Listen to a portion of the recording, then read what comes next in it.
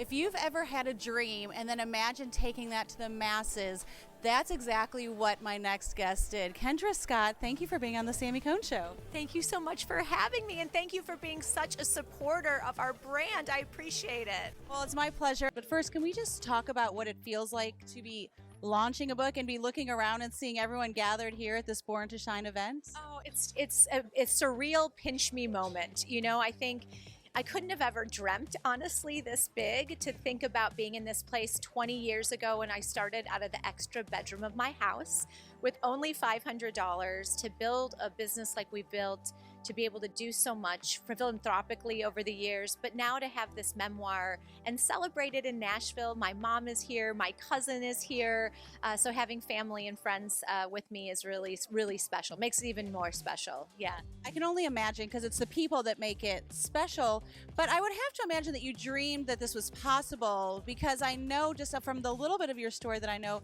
it wasn't an easy road. And so what kept you going in those moments when it was like, I don't know if I can do this anymore? There's been so many times throughout my career where, there's obviously lots of peaks and success, but there are lots of valleys along the way. And, times I thought I didn't think I could keep this business going.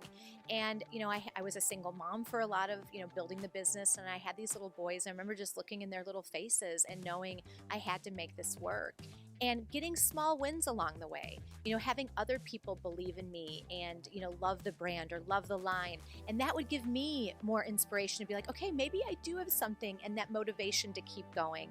And I think that's part of Born to Shine, is that it's not just finding the light within ourselves, but helping others find their own light. And I had many, many people around me that helped ignite my flame and helped find my light to be where I am today. It's generous of you to say that. As a fellow author, it's not an easy process. As a creative, you're having to draw inspiration with your jewelry. How did you transfer that into writing the book?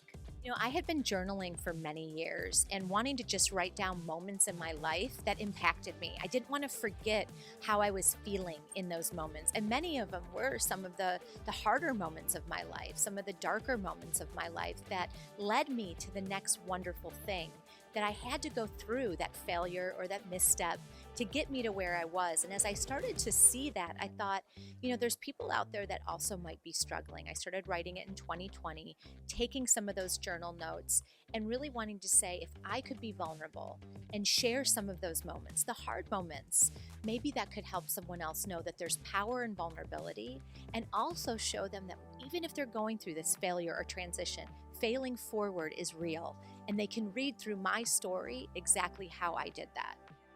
Can I push into that a little bit more? Because we say that and we hear it, but it's hard in the moment to pull yourself up out of that ditch. I mean, 2020 or not, right? Because that was a hard time for so many.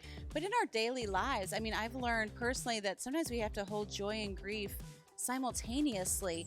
Is there something, I know the book is called Born to Shine, and I see it radiating through you, that you live it, but can you just share a little bit more about is it something you would say to yourself? Is it, calling up one of those people that you alluded to? What were those tangible things, if a woman is watching this being like, she did it, I don't know if I can? Yeah. I think, first of all, you can't do it alone.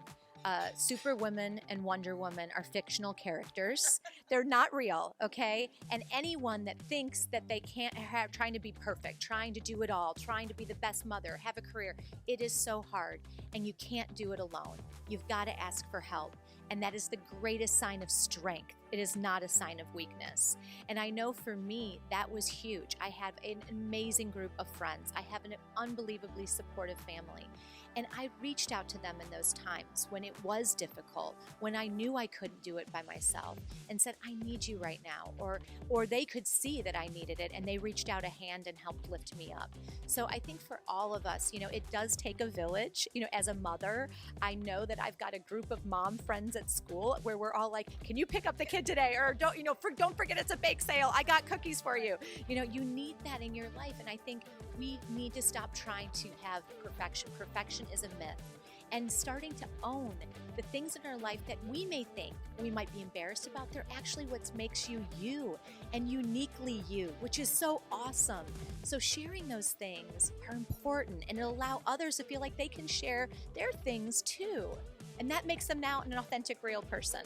Thank you for being vulnerable. But what is that one thing that you hope women or anyone reading the book will walk away remembering, or when we wear your jewelry, that we want to embody? What can you put that into a thought? Yeah, that all of us, it doesn't matter where you come from, you are a precious, beautiful gem with innate and immense value.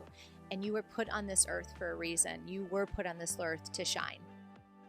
Well said. I think we have to end there. Make sure you pick up Kendra's memoir, Born to Shine, wherever books are sold.